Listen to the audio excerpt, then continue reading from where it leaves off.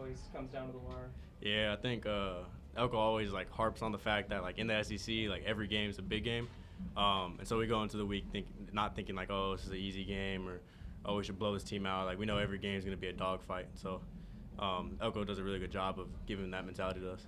What was it like trying to contain Taylor Green? Oh my, yeah, no, he's a great athlete. He's a superior athlete. Super fast, super quick, super long. And so yeah, obviously, like you guys saw, that gave us some trouble. What were you guys talking about? Maybe things y'all weren't doing well that y'all were ineffective stopping them in the run game. I think usually misfits in the run game is just exactly that. Like it's a misfit. One person should be in another gap rather than the gap they're in, and so I think that's usually the issue. Marcus, what was the biggest difference between playing here and playing at AT&T Stadium last year?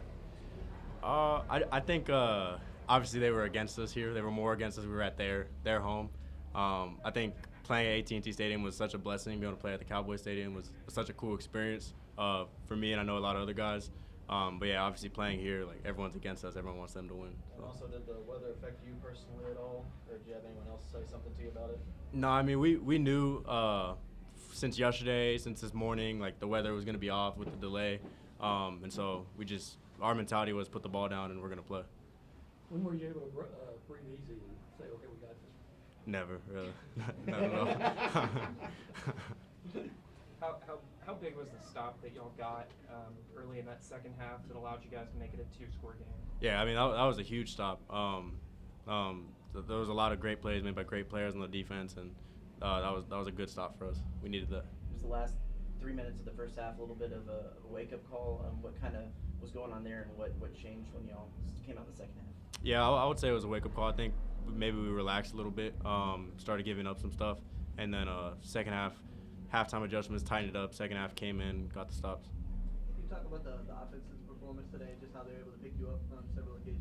Yeah, I mean it's such a blessing to have an offense that can play complementary football like that. When defense isn't doing so good, the offense steps up and makes plays throughout the entire game. And so yeah, I'm grateful to play for an offense like that.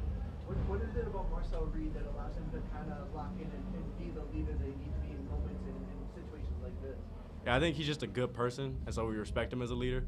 And I've seen that since the first day I was here. Obviously on the field he's a dual threat, so it's hard to stop him both ways, but I just think he's a really good person. Offensively, Ash, Roman, and EJ had some big plays. What is it like to see guys who are fighting in practice like that have some big impacts in games? Yeah, I think it's a testament to like our program and our culture. Like your name can get called at any moment, and you need to make the play, and they did that. So. You do good on good in practice. What's it like going against EJ? I know they've said he's kind of that closer back a little bit at times. Yeah, no, he's a hard runner. He every rep of practice, no matter what it is, he's going hard, and so you know you have to bring it when you go against him. Anything else for Marcus? Go ahead. What makes their rushing attack kind of hard to stop? I think it's the variable that the QB can now run. With a lot of teams, you don't have to worry about that, but I think with Arkansas, the QB is a great runner. I think he's in the top 5, top 10 for rushing yards in the SEC, and so I think that's probably where trouble comes. What have you just learned about your team these last few weeks in particular as you guys have now started 7-0?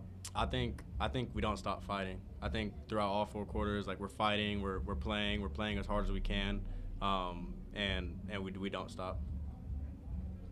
All right, thank you, Marcus. Hey, you guys. Thanks, Marcus.